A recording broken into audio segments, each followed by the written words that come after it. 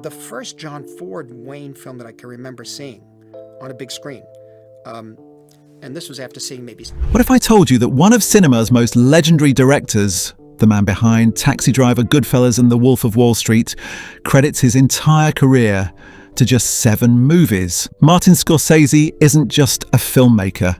He's cinema's most passionate historian, a man who watches movies the way others breathe. And buried in decades of interviews and late-night conversations with fellow directors, Scorsese has revealed the 7 films that didn't just influence him, they possessed him. Oh yeah, I think. What do you think about This Holocaust stuff? These aren't your typical greatest films ever made lists. This is something far more intimate. These are the movies that crawled inside a young Martin Scorsese's mind and rewrote his DNA. The films that taught him obsession could be art, that guilt could be beautiful, and that sometimes the most profound truths come wrapped in the most disturbing packages. By the end of this countdown, you'll understand why Scorsese became the master of psychological torment, why his characters are always running from something they can never escape, and how 7 specific films created the blueprint for modern American cinema. But here's what makes this story truly fascinating. It's not just about influence, it's about obsession. And for Martin Scorsese, there's no difference between the two. Number 7, Spike Lee's BlacKkKlansman. Starting our countdown at number 7 is the film that shocked the cinema world. Take a seat. what is this? Is this your Jew den? After decades of citing classics from the 1940s, 50s and 60s, Martin Scorsese stunned everyone by including Spike Lee's 2018 BlacKkKlansman among his absolute favourites. For a director often criticised for being stuck in the past, this choice revealed something crucial about his evolution. BlacKkKlansman tells the incredible true story of Ron Stallworth, the first black police officer in Colorado Springs who infiltrated the local Ku Klux Klan chapter in the 1970s. It's a film that blends comedy, drama, and social commentary in ways that shouldn't work but absolutely do. So why did this contemporary film earn a place in his top 7? The answer reveals everything about what Scorsese values in cinema. First, there's Lee's fearless approach to controversial subject matter. BlacKkKlansman doesn't just tell a historical story, it draws explicit connections between 1970s racism and contemporary white supremacy, ending with footage from the 2017 Charlottesville rally. This moral urgency has always appealed to Scorsese, who has never shied away from difficult topics. BlacKkKlansman represents everything Scorsese believes cinema should be: entertaining, challenging, and socially relevant. Lee manages to make a film that works as buddy cop comedy, historical drama, and searing social commentary without sacrificing any element. The film's structure mirrors techniques Scorsese has used throughout his career. Like Goodfellas, it's based on a true story, but uses cinematic techniques to heighten reality. Lee employs voiceover narration, period music, and rapid-fire editing to create energy and momentum while tackling serious themes. Most importantly, Scorsese's embrace of BlacKkKlansman shows his continued evolution as an artist and openness to new voices. At an age when many directors become set in their ways, Scorsese continues seeking films that challenge him and expand his understanding of what movies can do. Number 6, Luchino Visconti's The Leopard. At number 6, we have Luchino Visconti's The Leopard, a film about the end of an era and the story of Sicilian aristocracy facing the inevitable march of history. For Martin Scorsese, it was a masterclass in how to make decay beautiful and find poetry in destruction. The Leopard is one of the greatest achievements in cinema, Scorsese has said. The Leopard follows Don Fabrizio, a Sicilian prince who recognizes that his world is disappearing but refuses to adapt. The film is structured around elaborate set pieces, a hunting party, political discussions, a grand ball, each more opulent than the last, even as we understand this lifestyle is doomed. This approach became central to Scorsese's epic films, particularly The Age of Innocence and Gangs of New York. Like Visconti, Scorsese learned to use period detail not just for historical accuracy, but as a way of exploring how social change affects individual lives. The elaborate costumes and settings in The Age of Innocence aren't just pretty, they're a prison that traps characters in rigid social expectations. The Leopard is famous for its incredibly long takes and deliberate pacing, particularly in the ballroom sequence that runs nearly 45 minutes.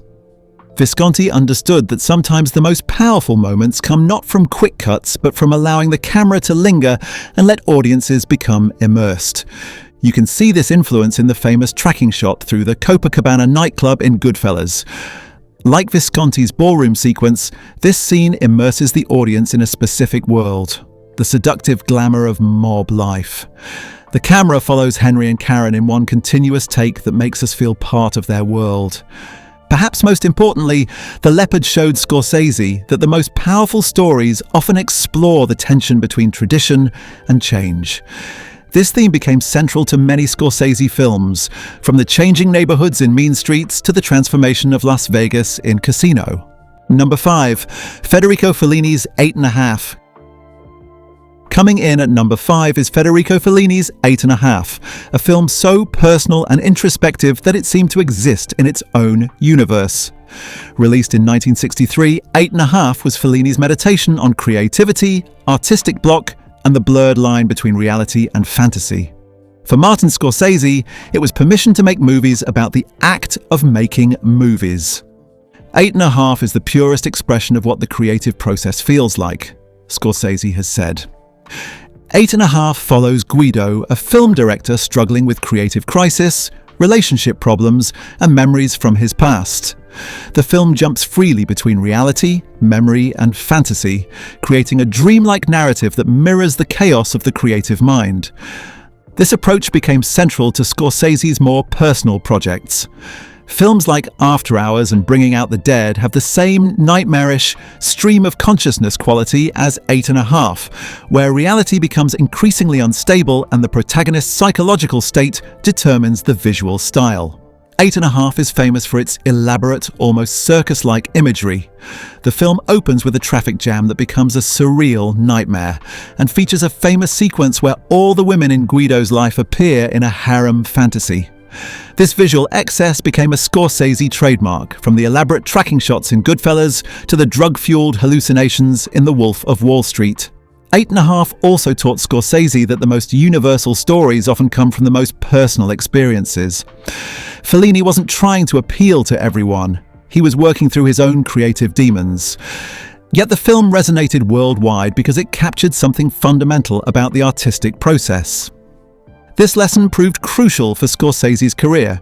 His most successful films, Taxi Driver, Raging Bull, Goodfellas, are deeply personal explorations of themes that obsess him: guilt, violence, redemption, and the cost of ambition. Like Fellini, Scorsese learned that the more specific and personal you make your art, the more universal it becomes. Number 4. Stanley Kubrick's 2001 A Space Odyssey.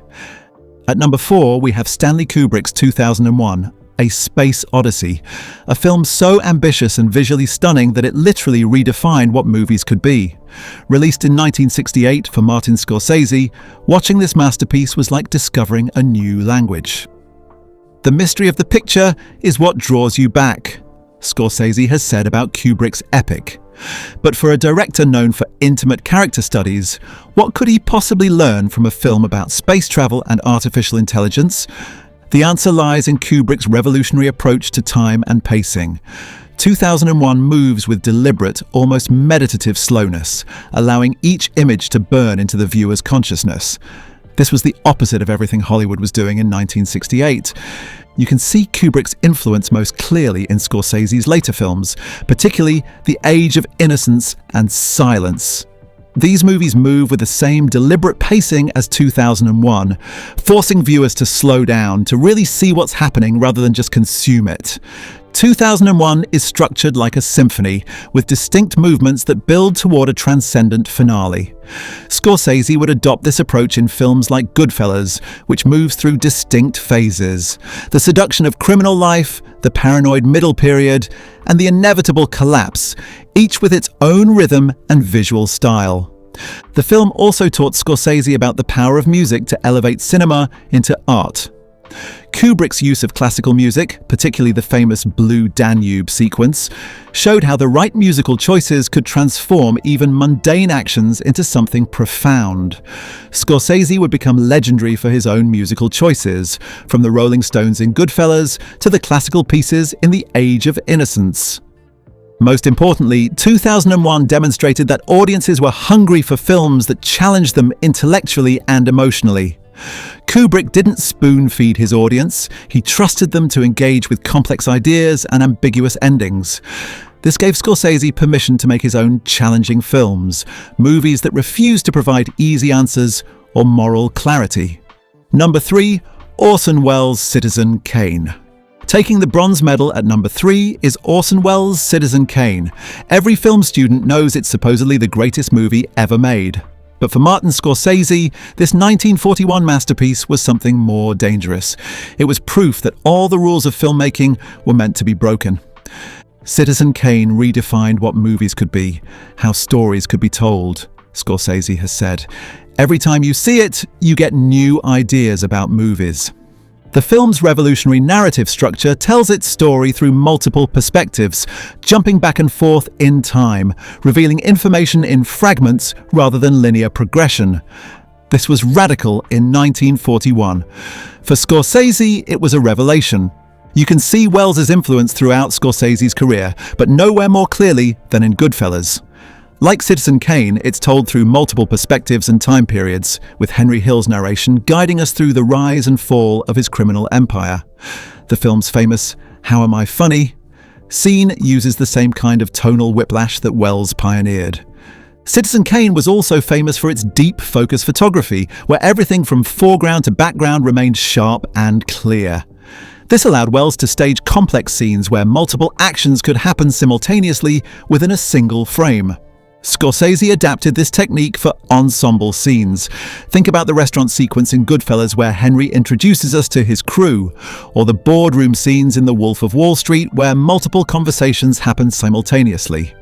Scorsese uses deep focus to create controlled chaos, where the viewer's eye can wander and discover new details with each viewing. Citizen Kane also taught Scorsese about visual metaphor. Welles filled his film with symbolic imagery, the snow globe representing Kane's lost innocence, mirrors reflecting his fractured identity, the vast empty spaces of Xanadu mirroring his emotional isolation. Scorsese would become equally adept at visual storytelling, using religious imagery in mean streets and strategic color choices throughout his filmography. Perhaps most importantly, Citizen Kane showed Scorsese that movies could be both popular entertainment and serious art. Welles proved that audiences would embrace complex, challenging films if they were made with enough skill and passion. Number 2, John Ford's The Searchers. Coming in at number 2 is John Ford's The Searchers, the film that taught Scorsese about the thin line between heroism and madness, and arguably the most influential Western ever made. "I see it at least once or twice a year," Scorsese has said about The Searchers. "John Ford is my cinematic patron saint." But what does a 1956 Western about a Civil War veteran searching for his kidnapped niece have to do with the mean streets of New York? Everything. The Searchers was revolutionary because it dared to ask an uncomfortable question. What if the hero of your story is actually the villain? John Wayne's Ethan Edwards spends years hunting for his niece, but as the film progresses, we realize his mission isn't about rescue, it's about revenge. Maybe something even darker. This moral ambiguity hit Scorsese like lightning. Here was a film that refused to give easy answers, that made audiences complicit in rooting for someone whose motivations were deeply questionable. Travis Bickle in Taxi Driver is Ethan Edwards transported to 1970s New York. Both men are veterans who can't adjust to civilian life. Both become obsessed with saving someone. Both use violence as their solution to complex social problems. The difference? Ford's film was made in 1956, when audiences still expected their cowboys to be heroes. Scorsese's film was made in 1976, when America was ready to confront the monster in the mirror. Ford also taught Scorsese about visual storytelling. The Searchers is famous for its use of doorways and windows to frame characters, creating a sense that we're always watching from the outside, never getting the full picture. Scorsese would use this technique throughout his career, most notably in Goodfellas, where we're constantly peering into the insular world of organized crime. Perhaps most crucially, The Searchers showed Scorsese that the most powerful stories come from exploring the darkness within supposedly good people. Ethan Edwards thinks he's the hero of his own story, just like Henry Hill thinks he's living the American dream, and Jordan Belfort thinks he's a financial genius. The tragedy and the brilliance lies in watching them slowly realize the truth about themselves. Number 1, Alfred Hitchcock's Vertigo. And taking the top spot at number 1 is Alfred Hitchcock's Vertigo, the film that didn't just influence Martin Scorsese, it possessed him. Picture this, it's 1958 and a 15-year-old Martin Scorsese walks into a Manhattan theatre expecting a typical thriller. What he gets instead is a masterclass in psychological torment that will haunt him for the next 60 years. Vertigo is the force of obsession experienced, literally, physically, Scorsese would later say, but that quote barely scratches the surface of what this film did to him. Vertigo tells the story of Scotty Ferguson, a detective who becomes obsessed with transforming a woman into his idealized vision of someone he's lost. This exact psychological dynamic would become the backbone of nearly every Scorsese film that followed. Think about Taxi Driver. Travis Bickle's obsession with saving Jodie Foster's character isn't romance. It's the same twisted need to remake reality that drives Scotty. Or consider The Age of Innocence, where Newland Archer spends decades obsessing over a woman he can never truly have. But Scorsese didn't just steal Hitchcock's themes, he absorbed his techniques. Vertigo's famous dolly zoom became Scorsese's signature move. You've seen it in Goodfellas when Henry Hill realizes the FBI is watching him, and in The Wolf of Wall Street during Jordan Belfort's drug-fueled breakdowns. The film's use of color particularly mesmerized young Scorsese. Hitchcock bathed Kim Novak in ethereal green light whenever she appeared as the ghostly Madeline, making her seem more like a vision than a real person. Scorsese would later use similar color psychology, the hellish red lighting in Taxi Driver, or the golden prison of The Age of Innocence. Most importantly, Vertigo taught Scorsese that the most compelling stories aren't about heroes, they're about people trapped by their own psychological demons. Scotty Ferguson isn't a traditional protagonist, he's a man whose obsessions make him increasingly monstrous. This realization became the foundation of Scorsese's entire approach to character development. But here's what makes Vertigo truly number 1 on this list. It's the film Scorsese returns to most obsessively. While he watches The Searchers once or twice a year, he's seen Vertigo dozens of times, each viewing revealing new layers of meaning about the nature of obsession itself. Vertigo is essentially a film about filmmaking, about a man who tries to direct and control a woman the way a director controls an actor. Scotty's obsession with remaking Judy into Madeline mirrors the filmmaker's obsession with creating the perfect image, the perfect performance, the perfect illusion. For Scorsese, this metatextual element made the film endlessly fascinating. The film's structure also became a template for Scorsese's approach to storytelling. Vertigo is divided into 2 distinct halves. The first where Scotty falls under Madeline's spell, the second where he tries to recreate that spell with devastating consequences. This pattern of seduction followed by destruction would become the backbone of films like Goodfellas, Casino, and The Wolf of Wall Street. But perhaps most crucially, Vertigo taught Scorsese that obsession itself could be the subject of art.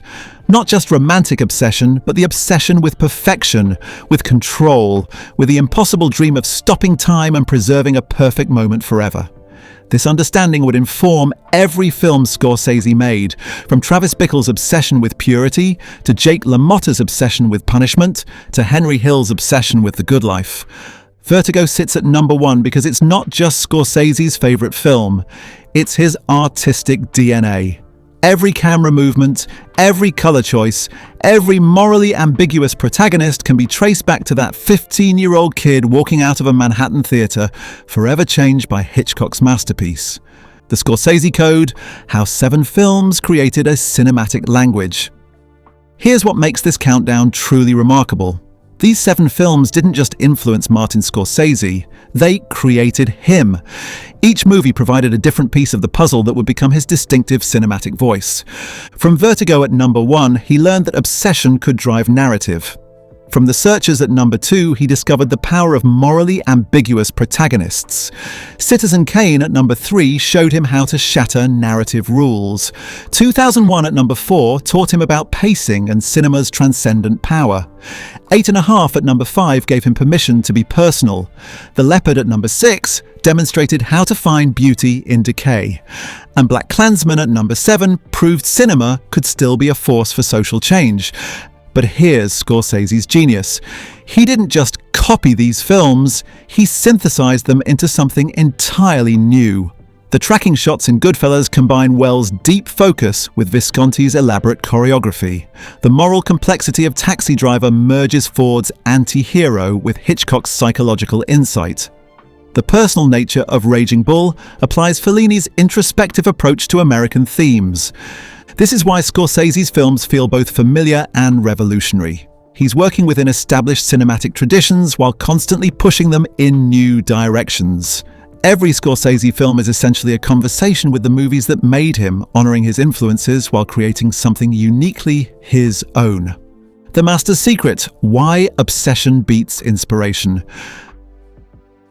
But there's something deeper happening here that most people miss. These 7 films reveal the secret to Scorsese's genius. And it's not what you think. Most directors get inspired by movies. They watch something great, feel energized, maybe steal a technique or two, but inspiration fades, obsession endures. Scorsese didn't just watch Vertigo once and move on. He's seen it dozens of times, studying every frame, every camera movement, every color choice. He doesn't casually enjoy The Searchers. He watches it at least once or twice a year, treating it like a religious text that reveals new truths with each viewing. This is the difference between influence and transformation. When you're merely influenced by something, you borrow surface elements. When you're obsessed, you absorb its DNA. In our current culture of endless content and short attention spans, there's something almost radical about Scorsese's approach. While most people consume movies like fast food, Scorsese treats them like fine wine, as something to be savored, studied, returned to again and again. The ripple effect: how 7 films changed everything. Here's the truly mind-blowing part. These 7 films didn't just create Martin Scorsese, they helped reshape all of modern cinema. Every morally complex protagonist in contemporary film traces back to Ethan Edwards in The Searchers. Every unreliable narrator owes a debt to Citizen Kane. Every film that trusts its audience to engage with difficult themes follows the path blazed by 2001: A Space Odyssey. The result? A body of work that fundamentally changed how we think about American cinema. Before Scorsese, Hollywood heroes were generally good guys who triumphed over evil. After Taxi Driver and Goodfellas, we became comfortable with protagonists who were deeply flawed, even monstrous. Before Scorsese, film violence was usually sanitized and consequence-free. After Mean Streets and Casino, violence became a moral and psychological force that destroyed everyone it touched. Consider this. Without Vertigo, there's no Taxi Driver. Without Taxi Driver, there's no Drive. Without Drive, there's no Nightcrawler. The DNA of Hitchcock's 1958 masterpiece is still mutating and evolving in contemporary cinema, filtered through Scorsese's revolutionary vision. The obsession continues.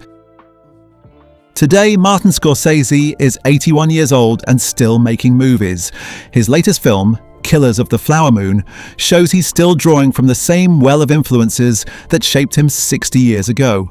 The film's exploration of American violence, its morally complex characters, and its epic scope all trace back to lessons learned from these 7 masterpieces. But here's what's truly remarkable. In an age of franchise filmmaking and corporate-controlled content, Scorsese continues making personal, challenging films that refuse to provide easy answers. He's still the kid who walked out of Vertigo understanding that obsession could be art, still the film student who watched 8.5 and realized movies could be about the process of making movies. The 7 films that made Martin Scorsese didn't just influence one director, They helped create the template for modern American cinema. Every time you see a morally ambiguous protagonist, every time a film uses violence as psychological force rather than simple action, every time a movie trusts its audience to engage with complex themes, you're seeing the influence of these 7 masterpieces filtered through Scorsese's revolutionary vision. But the story doesn't end with Scorsese. Somewhere right now, a young filmmaker is watching Taxi Driver or Goodfellas with the same intensity that Scorsese once brought to Vertigo and The Searchers. They're not just being entertained, they're being transformed. The cycle continues, the influence spreads, and cinema evolves, one obsession at a time. Martin Scorsese's career proves that the most powerful creative work comes not from trying to be original, but from engaging so deeply with your influences that you transform them into something new. These 7 films didn't limit his creativity, they liberated it, giving him the tools and permission to create some of the most important movies in American cinema. The obsession continues, and that's exactly how it should be. We are committed to releasing 2 videos a week. Like, share, subscribe, and hit the bell icon for more film lore.